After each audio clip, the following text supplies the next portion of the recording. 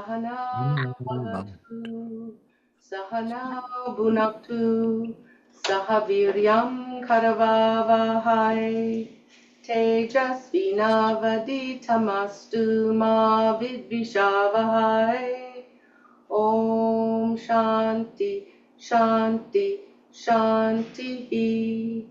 May the Divine Being look over us. Join me, everybody. Look over us lovingly as a mother and father. Look over us lovingly as a mother and a father. May the Divine Being support and nourish us as a mother and father. Support and nourish us as a mother and father. May we have the strength and skill. May we have the strength and skill. Study together the art of spirituality. To study together the art of spirituality.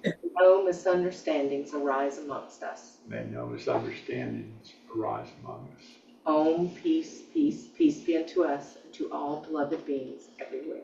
Om, peace, peace, peace. Peace, peace, peace. All right. Can everyone hear me all right? Everything is... Can you hear us? Oh, yes, indeed. Good. All right. Well, this morning, I'm kind of looping off into left field a little bit this morning. I was going over the guru talk, and I found something that I wanted that Mother had placed in my heart instead. But it's all about guru, but it's not going to use the word guru very often, so don't be too confused. Vivekananda writes, as he quotes, "This earth is blissful to all beings, and all beings are sweet to this earth. They help each other. And all the sweetness is the Atman, that effulgent, immortal one who is inside this earth. Whose is this sweetness? How can there be any sweetness but he?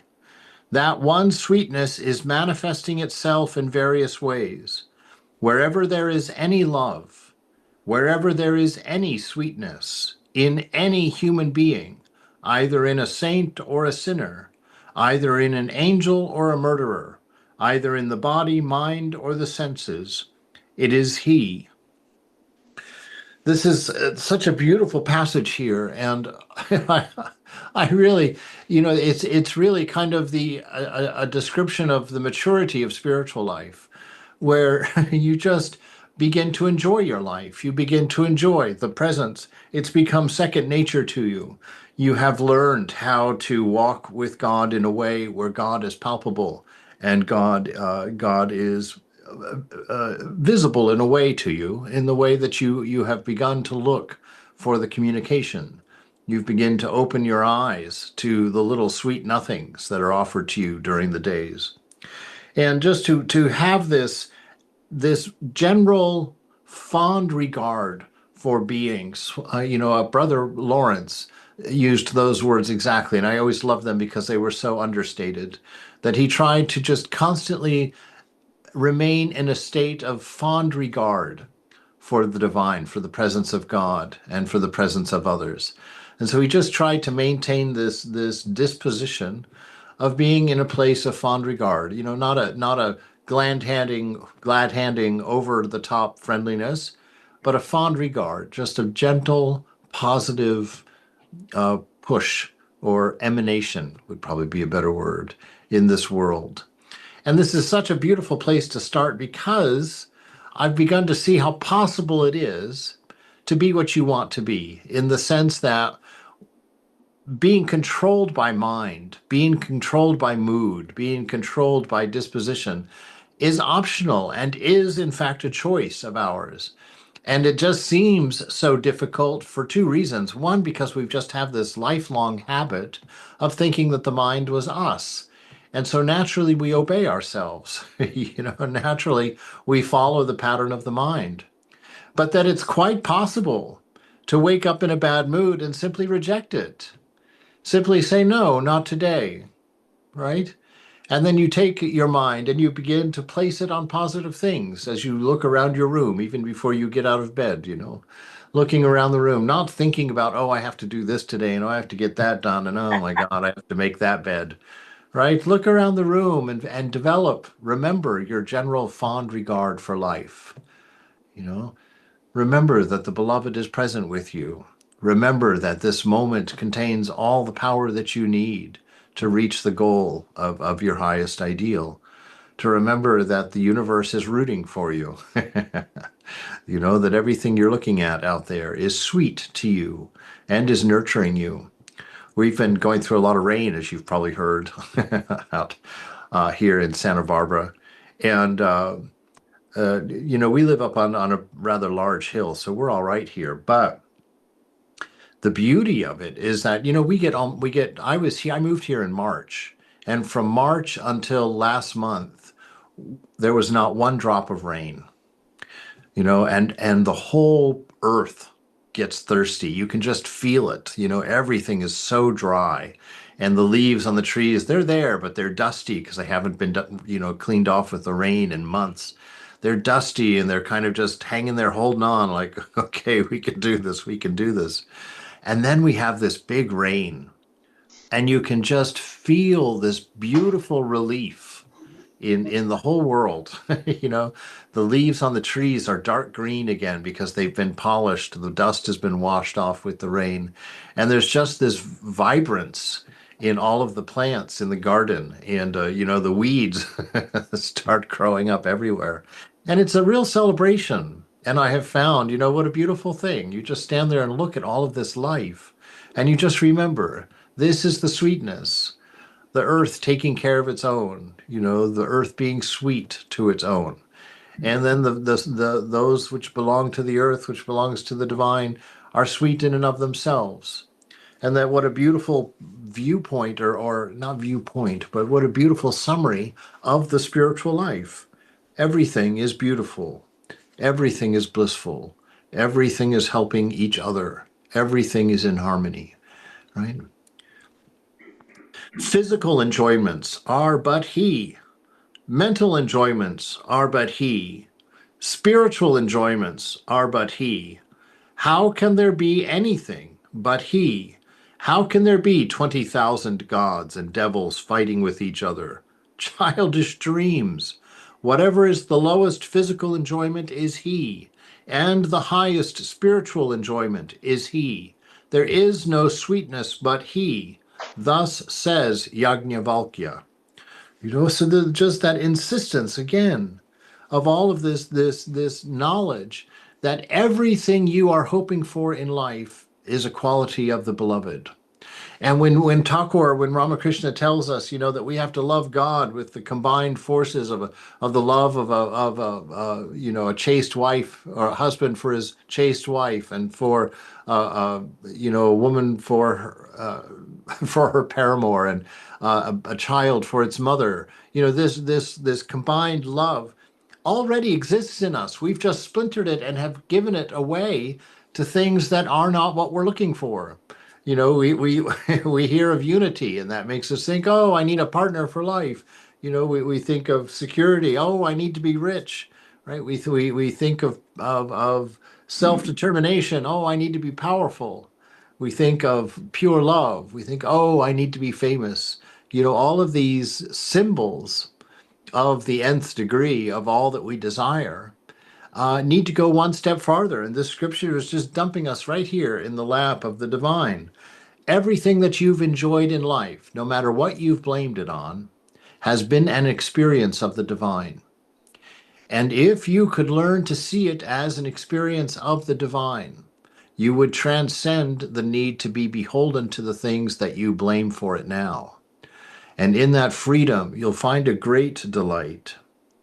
He says, when you come to that state and look upon all things that are with the same eye, when you see even in the drunkard's pleasure in drink only that sweetness, then you have got the truth.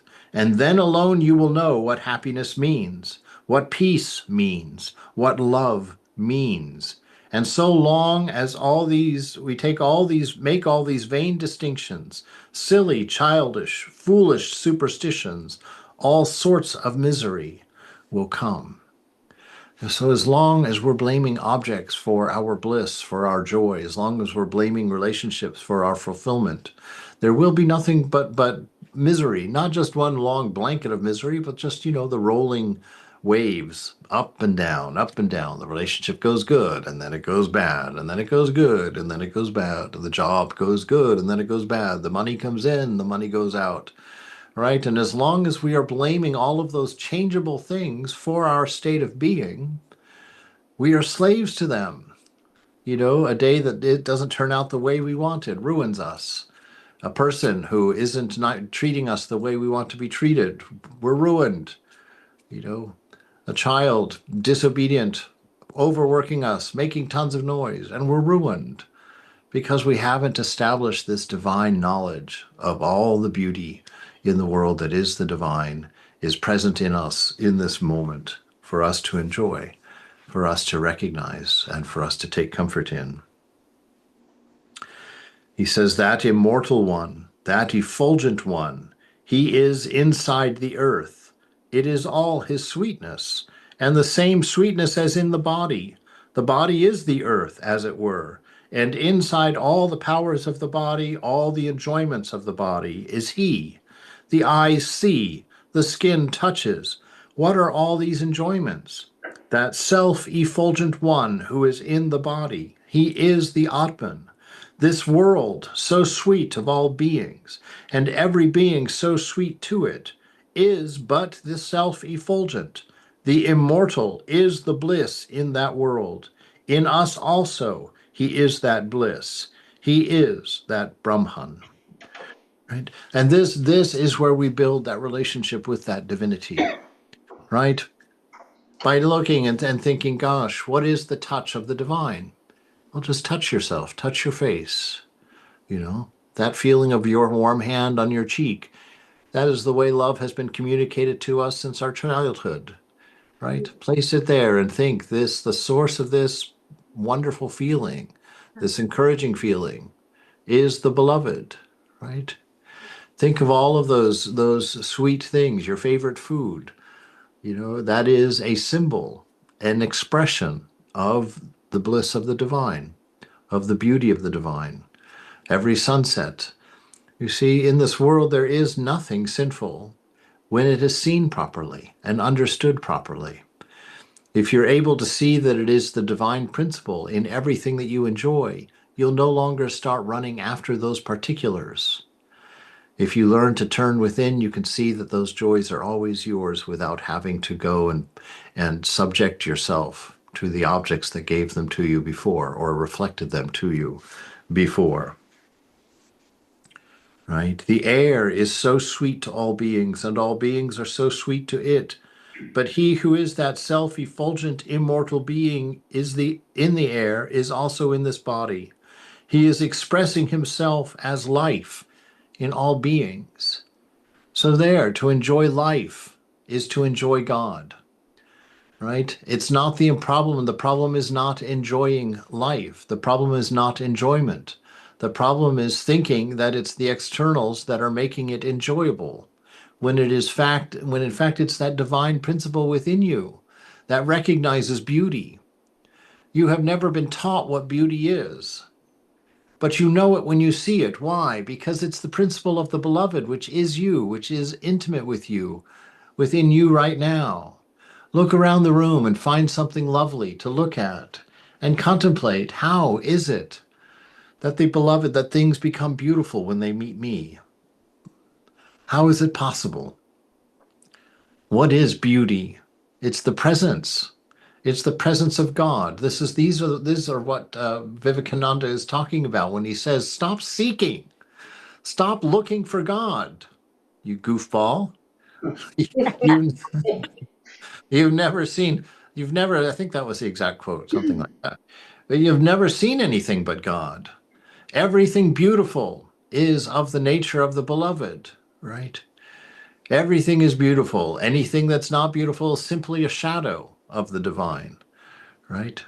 A place where that beauty is not as easily recognized, but certainly equally present in it.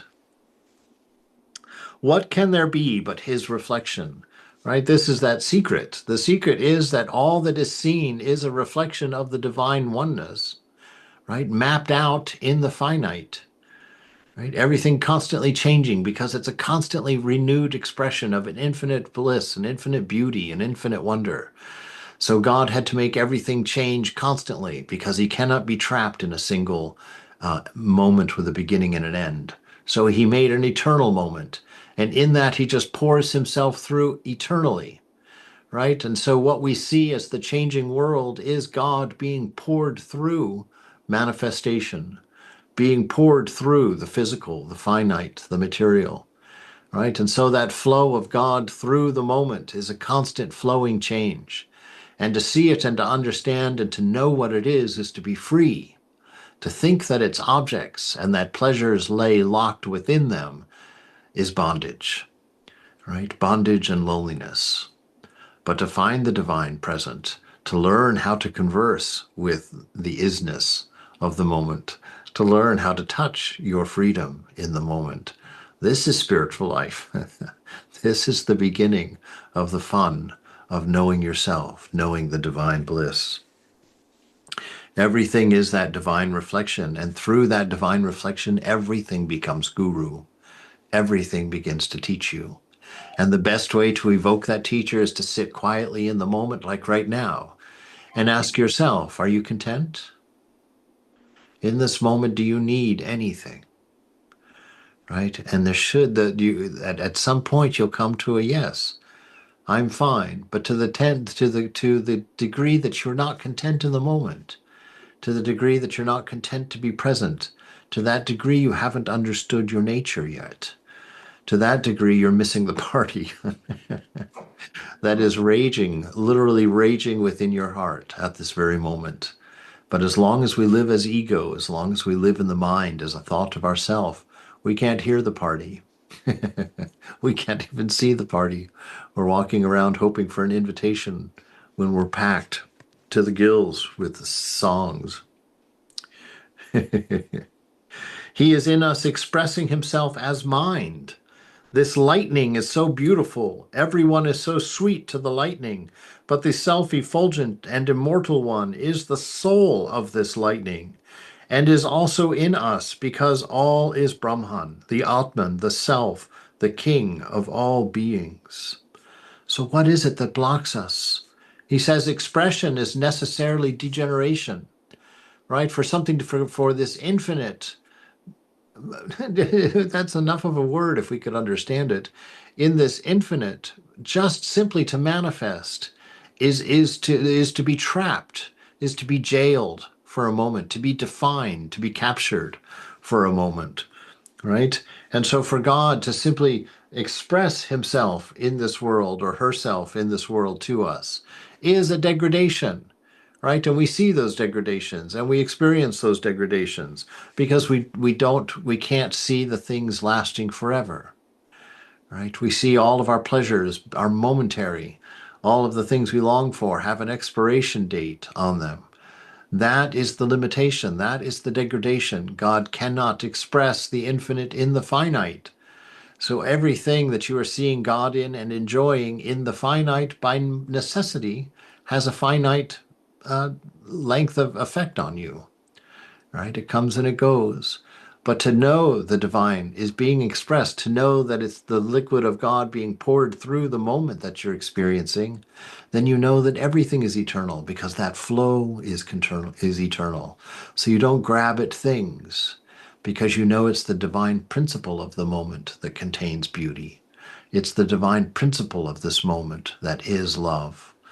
And when you learn to sit in silence within and sit in the atmosphere that exists in your inner shrine, where that love is palpably present, where the hum and warmth of that wisdom centers on a bliss of being, of presence, undistraction.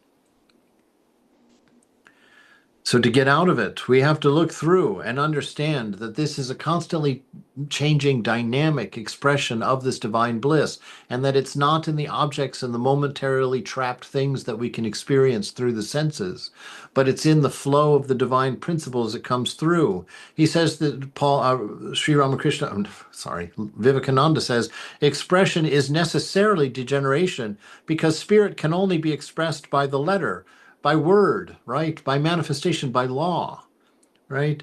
And St. Paul says in the Bible that the law, the letter, kills, right? Because it traps, it freezes, it distills, it concretizes that which was never meant to be caught, never meant to be dammed up, never meant to be trapped, right? He says life cannot be in the letter. It can't be in rules, in absolute statements, right? Which is only a reflection, yet principle must be clothed in matter to be known, right? We lose sight of the real in the covering and come to consider that as the real instead of as the symbol. This is almost a universal mistake, right? So we keep forgetting that we're looking at symbols of the divine principle. And because we forget that we're looking at symbols of the divine principle, we don't see the divine principle. And we let the symbols start to become their own meanings to us in our life. And we weave a narrative of egoism by defining the moment as we see it and not as it is. So we get trapped there. So we have to understand that everything is a flow and to adjust to that. So don't try and grab things out of the flow to keep. They're meant to flow. And that divine principle is most easily seen in that flow. In the Narada Bhakti Sutras, he says, give up all other refuge and take refuge in God, which means if you're discontent in this moment, don't get up and go look for something to distract you. Sit there and look inside. Say, oh, what is this discontent? Right? Invite it in for tea. Say, oh, discontent, come, have a seat. Tell me of your discontent. Where does it come from? How can we find our way through it? This moment is perfect. This moment is perfect, and so we should be able to find contentment in it. So you sit there and you explore. You don't escape to your distractions. That's what it means to take refuge in God. To sit quietly and go within and understand, there may come a day, and I I probably remind people of this way too often, where you're constricted to a single room and a single bed in a single room somewhere, where you can't get up and move, you can't run, get up and go outside and take a walk, where you're stuck with yourself, right? Fortunately, that comes at the end of life when we've had a whole lifetime to learn how to be content in ourself, right?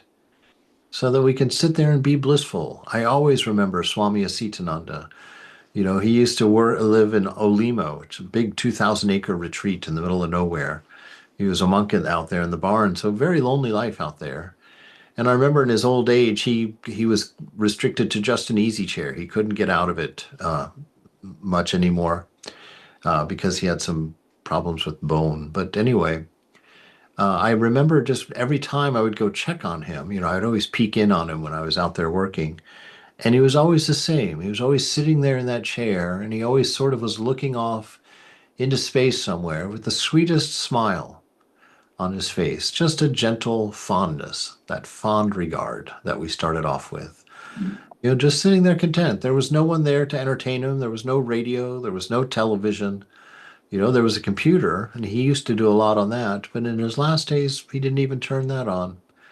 He didn't need anything. He had learned what it is to take refuge in God. And as his mind slowly slipped into a dementia toward the very end, that began to spread. He used to always worship Holy Mother with purple vinca flowers on his dresser in his room. And in his last days, we would find those vinca flowers, on the chair at the front of the barn where Vimukta would sit to talk to devotees. And we'd find vinca flowers on the top shelf of the refrigerator. And we'd find vinca flowers on the mechanic's bench in the garage. Suddenly, Swami Asitananda, in his dementia, was worshiping God on all of the shrines that he had done his life's work on there in Olima. And it was one of the most beautiful things I saw, this revolution in this man who was a cantankerous, very difficult person to get along with when I first joined. And in those 20 years of knowing him and watching him just, just in my eyes blossom, just become a man of contentment, a man of steady wisdom. And it was such a beautiful transformation to see, because it gave me such hope. I was like, wow, look, somebody really is changing.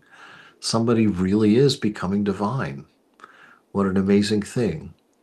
And so this challenge to see the divine everywhere, to see the flow everywhere, to begin worshiping everywhere by simply recognizing the presence, recognizing the sweetness, recognizing the divine principle that is behind it all, right? And seeing it as a flow and not getting caught in it. And to know who you are, right? To know who you are. Vivekananda says, a man must prove that he is not a machine. He must demonstrate that he is under the control of nothing, right? That we're not trying to grab onto anything. We're not dependent on conditions to be happy. We're not dependent on circumstances to be sweet, to be loving, right? That we've gotten control over our mind, so that we don't have that mood that slips in and abuses. We don't have that judgment that slips in and separates, but that we've exercised our love, exercised our knowledge of self. We see that divine presence and enjoy its sweetness by stopping for a moment, tasting it, remembering it, sitting with it for a moment, and then moving on. Right? Vivekananda tells us to be practical. He says, what are we doing? This son of a poor Brahmin who has sanctified us by his birth, raised us by his work, right? And has inspired us by his immortal sayings. What are we doing for him? Truth is not always palatable, but still there are times when it has to be told. Some of us do understand that his life and teachings are to our gain, but there the matter ends. It is beyond our power even to make an attempt to put these precepts into practice in our own lives, far less to consign our whole body and soul to the huge waves of harmony, of jnana and bhakti that Sri Ramakrishna has raised. This play of the Lord, those who have understood or are trying to understand, to them we say, what will mere understanding do? The proof of understanding is in work, right? It's in action. It's in what you express, what you do during your day. The proof of understanding is in work. Will others believe you if it ends only in a verbal expression of assurance or is put forward as a matter of personal faith, right? We know that that's not enough. What you say counts for very little. It's what you are, right? It's how you look at the person when you shake their hand. Are you sincere and happy to meet them? Are you glad that they're there? All of that is expressed in you, right? That contentment, loving your own self is so important, because if you don't have yourself filled to the brim with love inside, then what is it that's spilling out? Nothing but ego drippings, right? Nothing but ego drippings. Yes, to be loving, you have to be filled with love.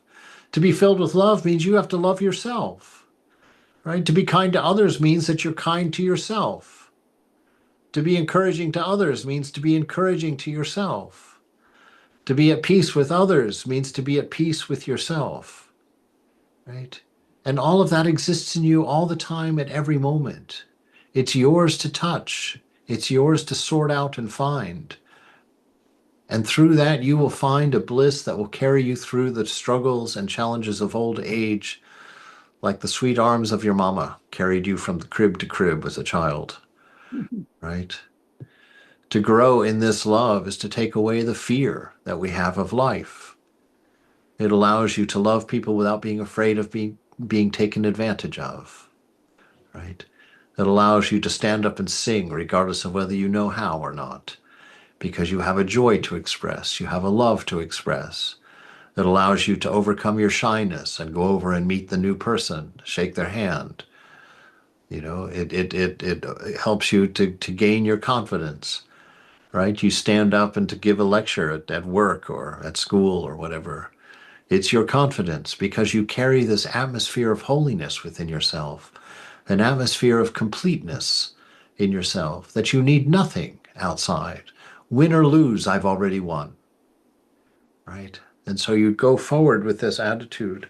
You go forward with this insistence on victory, seeing your beloved in everything and everyone, and touching that oneness within yourself first, because it's yourself that you project on everyone else. And if you come to know how beautiful you are, you will naturally see the beauty in others. When you develop that beautiful patience for yourself and for your own faults, then you will express that beautiful patience to the people around you and give them space to learn, to grow, to make mistakes without being judged, right? But you have to learn to treat yourself that way first. The dialogue between you and your mind is your dialogue between you and God. And so when your mind addresses you, it should do it with respect. It should do it with a constant belief that you will transcend, that you will find your realization. It should always hope in you. It should always trust in you, always believe in you. And you should accept nothing else from yourself than that. I do believe in myself. I do believe in the presence. I do believe in my ability to love and to be.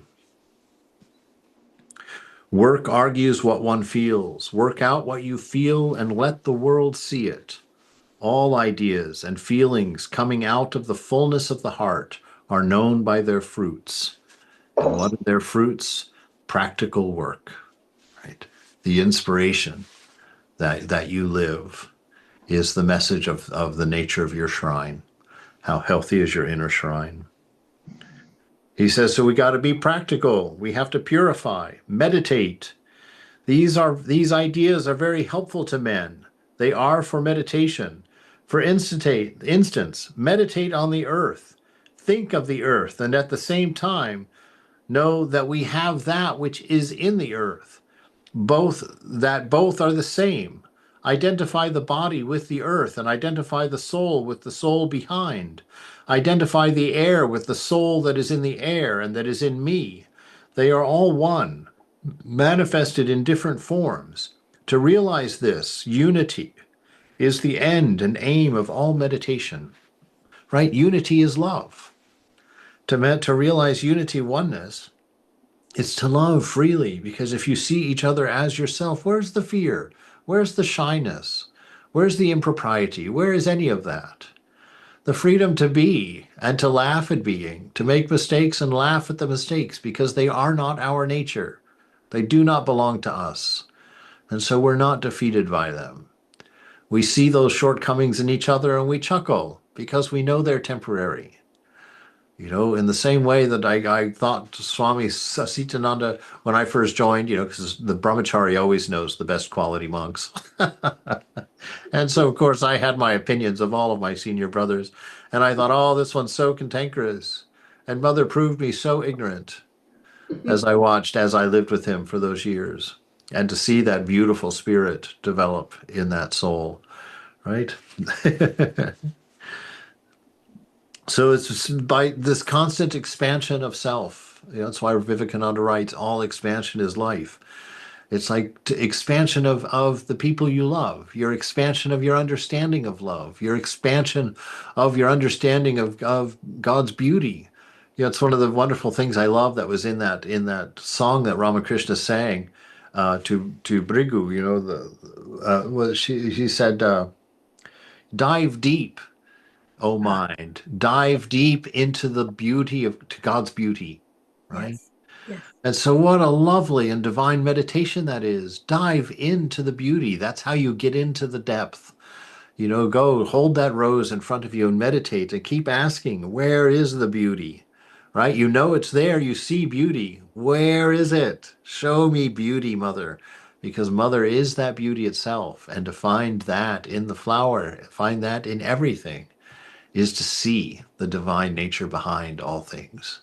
And to not forget is only common sense. If you're constantly forgetting, what is that? What is that? You're not paying attention. So just pay attention. God is everywhere present, always perfect, manifesting constantly in everything that is around you right now, surrounding you, touching you, filling you, right? There is no separation between all of you. Everything that you're looking at is made of Brahman masquerading as material. Your bodies are Brahman masquerading as material. That which you think is separate between you and the body next to you is not. The air is Brahman between you. There is no division. God has joined you together in oneness. See it. It's obvious. It's not a belief. It's not a philosophy. It's not a projection. It is the reality that God is one among us. And it is all that is in this moment and in this room as we sit here together like this, looking around, just seeing this miracle. None of us can explain anything in this room right now. None of us knows anything about anything in this room right now. Your knowledge of this room and everything in it is less than 3 questions deep. Enjoy that mystery. Open to that mystery. Embrace that mystery, because it is the potential of all that you can express, all that you will express. There's a beautiful poem that says, "The beloved's name is a mystical weave and pattern, a hidden sieve of effulgence that we need to pass through 1,000 times. For my constant remembrance of the friend, all that I now say is safe to drink." And so it is that thought of God which is purifying, which removes the sense of me and mine. The constant thought of this fond spirit, this spirit that simply has a gentle, fond regard for each one of us constantly in this world, providing this world to take care of us. It's this world that feeds us, this world that nurtures us. It's this world that grows us into ripe spiritual beings. It's this world that delivers us to the feet of the divine, right? And that is a swift journey when you know that that's the journey. When you know that to manifest purely and freely, without shyness, without fear, without hunger or thirst, but to manifest in inspiration, we know that to be the meaning of life. We know that to be what we're for. We just keep being stupid. Grabbing the temporary as the real and forgetting the divine principle that makes it beautiful, that makes it loving, and that ultimately sets us free. Long for it, Sister Christine says in her reminiscences. It is the need to repeat the formal teaching, the great central idea. These one can read for himself. But there was something else in Ramakrishna, she says. There was something else, an influence, an atmosphere charged with the desire to escape from bondage. Call it what you will, that can never be put into words, and yet was more powerful than any words. It was this which made us realize that we were blessed beyond words.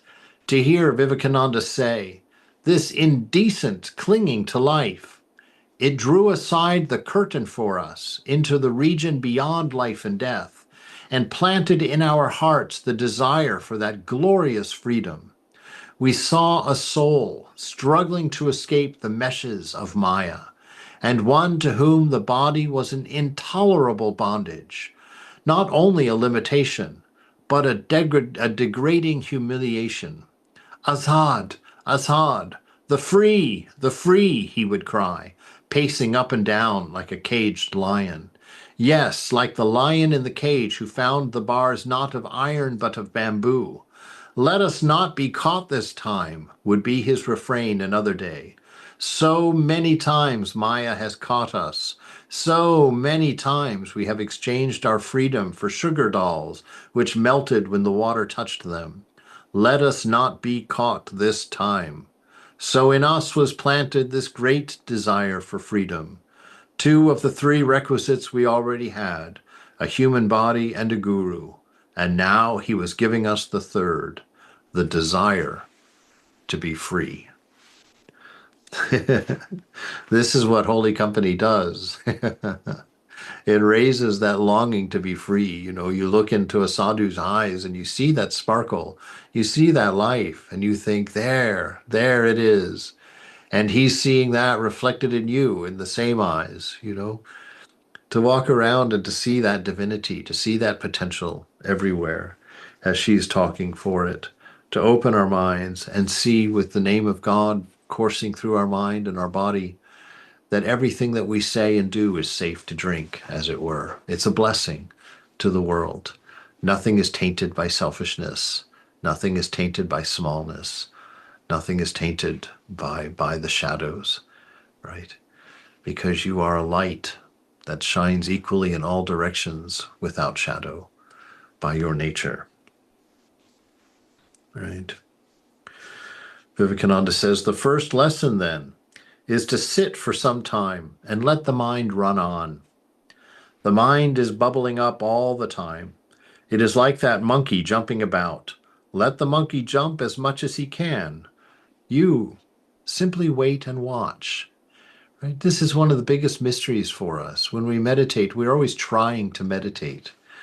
The funny thing is that you have been a soul in a body, watching without doing for thousands of years. You are a master meditator. A master meditator, right? And so we just sit and watch the mind and let it jump about. What are we doing when we're doing that? We're establishing the fact that the mind may be noisy, but I am silent, right? The mind may be crazy, but I am the observer. And that space from which I observe is infinite peace. That's how I know the mind is noisy, because I sit in a quiet place and watch. And I have been watching for thousands of years, right? That's why my nature is wisdom. So the first lesson, watch the mind, let it be crazy. Just understand you are watching it. Knowledge is power, says the proverb, and that is true. Until you know what the mind is doing, you cannot control it, right? And until you establish yourself as an observer of the actions of your mind, you don't know how it gets where it goes. You're just always realizing where it is and are stuck in it, right? But to be paying attention, you watch the subtle ways that it is affected and that it gets changed. And you can decide at that point whether you will be affected by it or not, because it is separate from you. It does not command you, right? We must prove that we're not machines by proving that we are controlled by nothing at all, right? He says, until you know what the mind is doing, you cannot control it. Give it the rein. Many hideous thoughts may come into it. You will be astonished that it was possible for you to think such thoughts. But you will find that each day the mind's vagaries are becoming less and less violent, that each day it is becoming calmer. In the first few months, you will find that the mind will have a great many thoughts, and later you will find that they will have somewhat decreased. And in a few more months, they will be fewer and fewer, until at last the mind will be under perfect control. But we must patiently practice every day. Right? So this watching of the mind is so utterly important, because until we know that we are not the mind, we are helplessly carried along into its narratives, into its ups and downs, into its constant need for change to make it happy, its constant hunger that can never be satisfied, right? And all of this happens in reality, in silence within you, dedicating yourself to being the observer, the witness of the divine presence. You don't have to do anything else. When you sit for meditation, simply open yourself to God, make yourself available to the divine, whatever that is to you. Make yourself available and know through faith that everything that needs to be changed in you is being changed. Everything that needs to be ripened in you is being ripened. You need do nothing but make yourself available and be aware of that. And it will take you forward, right? It will bring you to it. So he says, just sit and patiently watch, practice in patience every day, watching the mind. And as you watch the mind, you will not believe how much you will learn, how much you will discover. Just out of nothing, you will write the scriptures if you can learn to sit in silence within yourself. They are all there. That's why Ramakrishna told Brighu, dive deep, find those gems that lay scattered amongst the floor of the heart. All of these little bits of knowledge that are obvious when you sit in silence without assumption, right? When you sit in silence and accept the moment as it is, so much of this beauty becomes apparent to you. It's no longer locked in the scriptures, no longer locked behind faith. It's now obvious and manifesting itself to you of its own accord, because you are slowly coming into harmony with your divine nature, with the hum of the universe, as it were. As soon as the steam is turned on, the engine must run. As soon as things are before us, we must perceive. So a man, to prove that he is not a machine, must demonstrate that he is under the control of nothing. This controlling of the mind and not allowing it to join itself to the centers is pratyahara. How is this practiced? It is a tremendous work, not to be done in a day, only after a patient, continuous struggle for years can we succeed. Right? So take the beloved's name, this mystical weave and pattern, a hidden sieve of effulgence that we need to pass through thousands of times. For my constant remembrance of the friend, all I now say is safe to drink. All right. I'm going to leave it there and open it to you. If anybody has any questions or comments or corrections, or just yes. Enjoy as usual.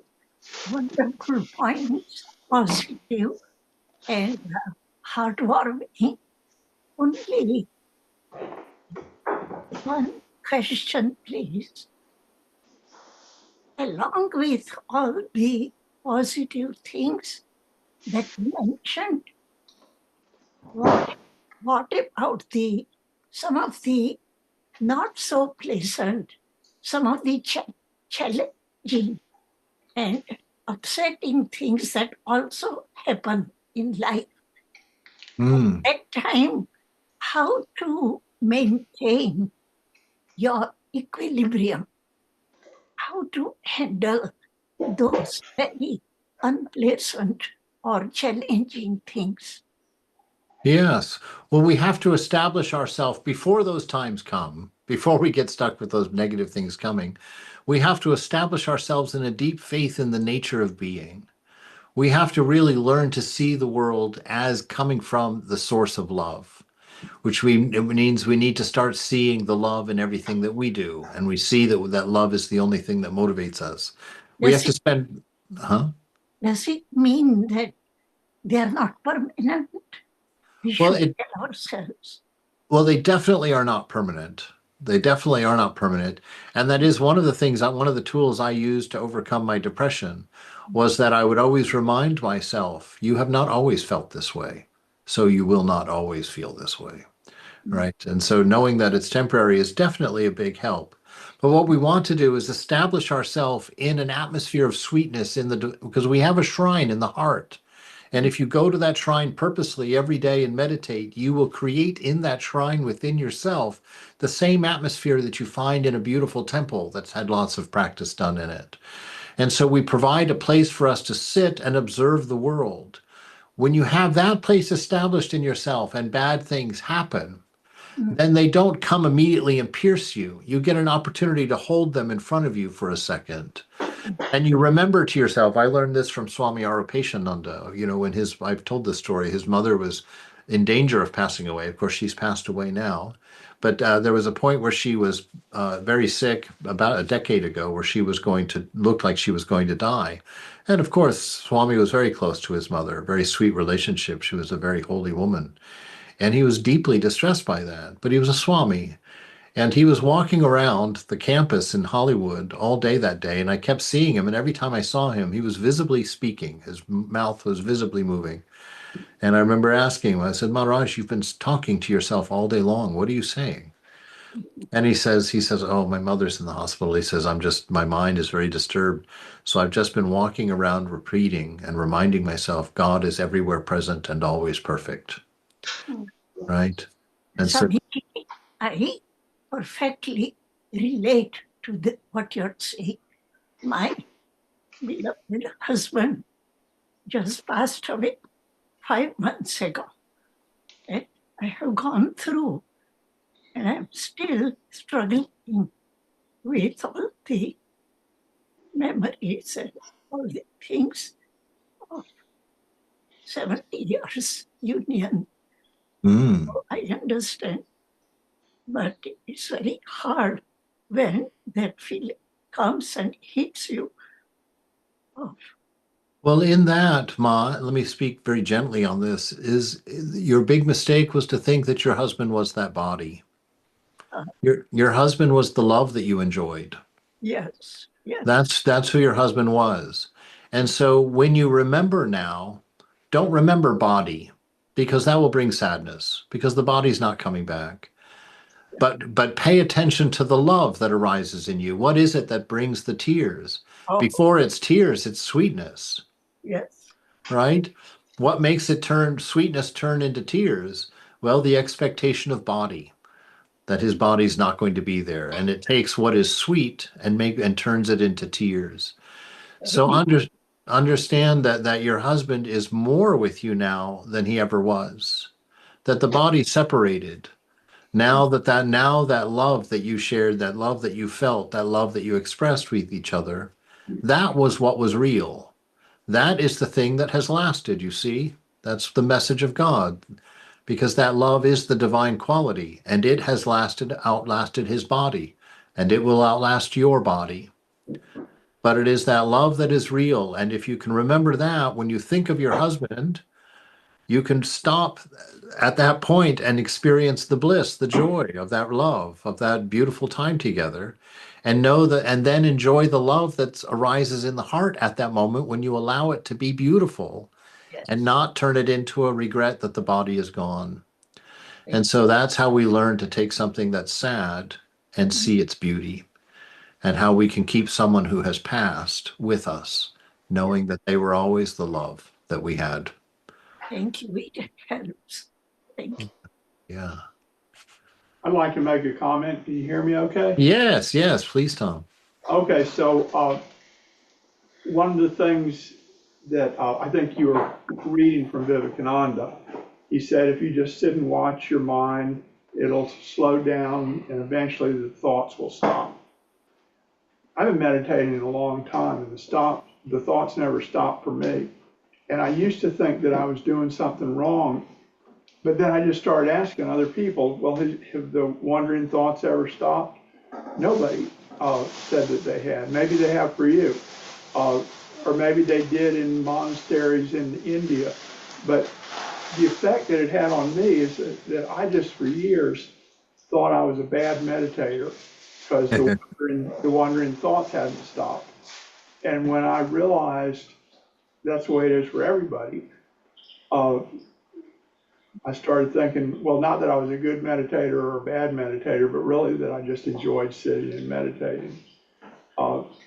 So that's my story. And okay, and the other thing is, if I'm going to read things like this to people, I'm like Vivekananda's meditation instructions.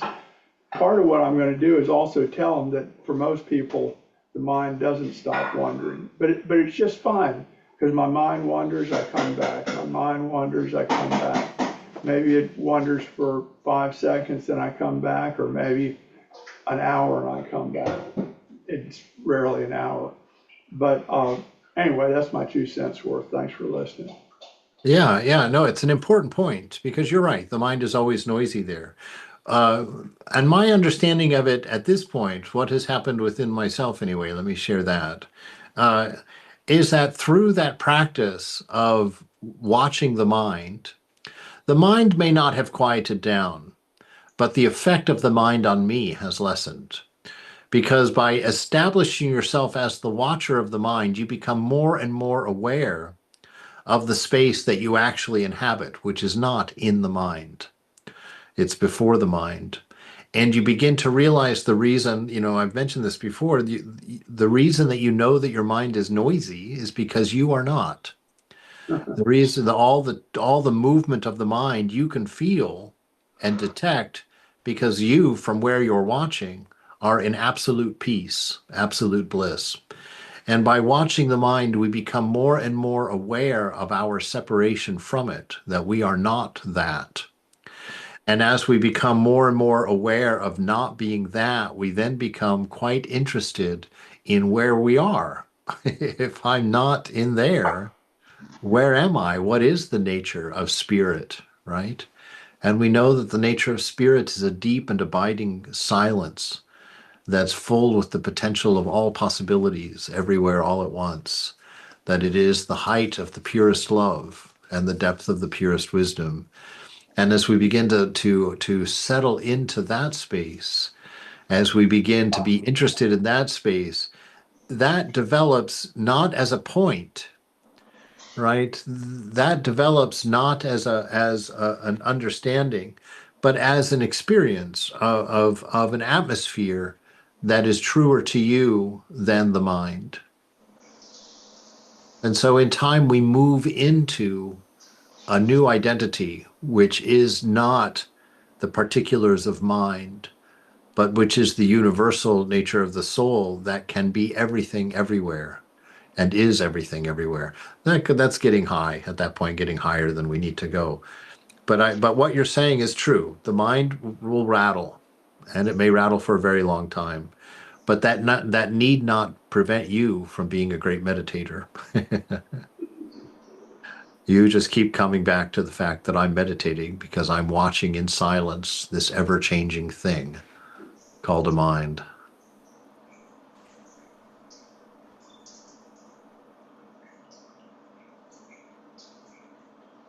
Then Swamiji, then I have a question. Then if you are saying the mind is wandering is okay, and that is because you are not the mind, then in Gita also, Bhagavan Sri Krishna is telling practice, practice, practice. And what is the practice that we have to connect to this mind or wandering mind? Well, the practice that is to not get caught in the wandering of the mind. Not to the trick is to lose interest through the knowledge that the mind is not me, and that it's basically just throwing up one thing after another almost randomly. But it's not random, it always comes out of the previous thing. Whatever the previous thought was, the next thought comes out of. And the mind just continually throws these things up there. And when you start to realize that they are not representative of you, that you are not forming them, right? That they're just being tossed up by the mind in this samskaric pattern, one coming out of the previous, and you cannot have an original thought. Through that, you become less and less interested in mind. Through discernment, understanding that nothing the mind has ever promised you has ever been delivered on. You know, all the joys that it promised from marriage, all the pleasures that it promised from the body, that they were meted out in very small quantities, and that when they were finished, they left a hole in yourself, a place of hunger for more. Right? And when you discern and find these things and see these things through your constant practice of watching, right, of being aware of your awareness, sitting there in the presence of the divine, more and more of this will become obvious to you, become apparent to you. When it comes into your awareness, that is when the healing starts. When it comes into your awareness, then Satchitananda naturally starts its effect. Just like when you walk into the sun, your body instantly starts tanning, instantly starts protecting the skin from the sun. And so when you are in meditation and you become aware of a pattern of thinking, or you become aware of a fault, or you become aware of an inaccurate way of thinking, that is the first step. As soon as Satchitananda it's placed in the light of Satchitananda, your own awareness, it heals itself in time. You know, and so this is why we practice constantly, to observe and to realize we're not the mind, and to realize that that perfect meditation that we've been seeking has always existed already in the place where the witness is observing from, right? And we begin slowly to let go of our identity in mind, the constant flash and glamour of mind. We let go of that identity and assume an identity that was behind it. This constant flow of the divine through it is what we have always been. So, Swami G, I have a question for you. yes, Glenn. Sometimes in your talks, you talk about when you're meditating, turning your entire body into an ear, and I like that analogy. But could you help me understand how does that sort of relate to pratyahara, where you're sort of shutting down the senses? Or are they too consistent with each other? There we go. Yes, because that is what you're doing with shutting down the senses. As you turn yourself into an ear, none of your organs are organs of action at that point. You're not using them, connecting them for any object or any result. You're just simply becoming. I guess that's turning yourself into an ear. That's how I started. It has now turned more, and I say more now. I talk more now in terms of making myself fully available, Mm, right? Because it's very important to remember that we're not the doer. All right. And so, because when we sit down to meditate, that's a lot of the reason that we're so busy in our mind is because we think that we have to do the meditation. We think that I have to do the practice, right? And so then we immediately identify with the quality of the practice, and the mind's getting dragged all over the place, right? It's an important thing to understand that we're not the doer here, and it's not our responsibility to change our diaper. It's ours to be available to the beloved and to lay quietly on the changing table, to not pee on the Divine Mother while she's changing our diaper, and not to make it worse than what she's already going through. we just we just lay in meditation, and we keep every thought is like a door opening. We show Mother that thought. Another thought comes, oh, look at that thought, Mother. And it's just making everything within ourself available to the hand of this Satchitananda, to the power of the awareness of our being, to open up continuously. So yes, turning in everything into an ear is how that started, where I just was listening for Mother, sensing her on all levels. And now that has changed into more of a form of surrender, of just any thought that arises, I surrender and surrender. I just see it as opening and opening so that Mother can see more and more and more and more. And I'm available to her work, whatever she wants or needs to do in there. And so meditation is the deepest form of surrender, right? And thank you. again, yeah, yeah.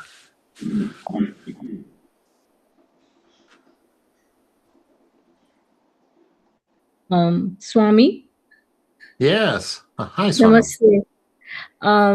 I just heard in one of Swami Medananda's talks, and that Ah, kind of helps me when my mind starts wandering from the japa. That every japa I do is I'm just mewing. I'm a kitten mewing to the mother. So when my mind starts wandering, I say, okay, fine, I'm just mewing. It sort of helps me resettle. nice. That's sweet. That's great. Yeah, Vivekananda said one thing, or I remember reading it early on. I should go look for these old references. But one thing that really changed me um, was he said somewhere, he said, if you are able to say your mantra a single time perfectly, you will have your realization. And so every time that you say your mantra, you try and say that name of God with a deeper understanding of pure love, a deeper understanding of grace, a deeper understanding of mercy, a deeper understanding of wisdom, a deeper understanding of infinity and eternity, and just the absolute beauty of that relationship. Each time you put one of those beads through your finger, you try the next time just to do it with a little more earnestness, a little more sincerity, a little more love, a little more surrender to the reality of the presence that you're trying to become aware of. So you're not trying to generate the presence, you're trying to generate awareness so that you can become aware of that which is obvious, right? And so you sit there, and each time you say it, you just try and say it more sincerely in the hopes that one of these times you'll accidentally do it perfectly, and that will be that, right? So it gives you that sense of anticipation. It also gives you kind of a way of working on it. I found, though, if you practice that, um, it's hard to do that for a long time. It's hard to maintain that level of practice initially, that level of focus. And so what I did in the beginning with that was I did shorter sections of japam. I would do it like for 10 minutes, and then I would stop for 3 or 4 minutes and just breathe into being, just kind of enjoy the atmosphere of those 10 minutes. And then I would do for another 10 minutes, with that intensity, and then stop, give the mind a little break, give yourself a little relaxation and enjoy the work, enjoy the presence, and then pick it up and go back for another 10 minutes. And that way you ease yourself into it, but you can have your cup of coffee at the same time and make friends with the mind, because that's why we do well, that's why we're easy on ourselves in our practice. You don't want to beat the mind. The mind is a toddler. It doesn't know what it's doing, right? So we don't want to get mean, we don't want to get forceful, we don't want to get impatient. And so part of our practice has to always have that element of kindness to ourself in it. Don't push too hard. Don't go beyond the point where you're inspired. Otherwise, it gets negative. It becomes a dread. Oh, I have to practice.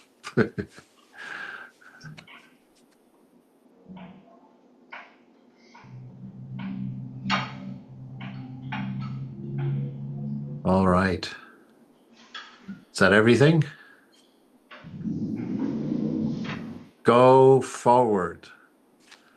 Do not stop until you have seen God. Thank you, Swamiji, for the wonderful Yes. Thank you, Swami. Indeed. Jai Ma, Jai Ma, Jai Ma.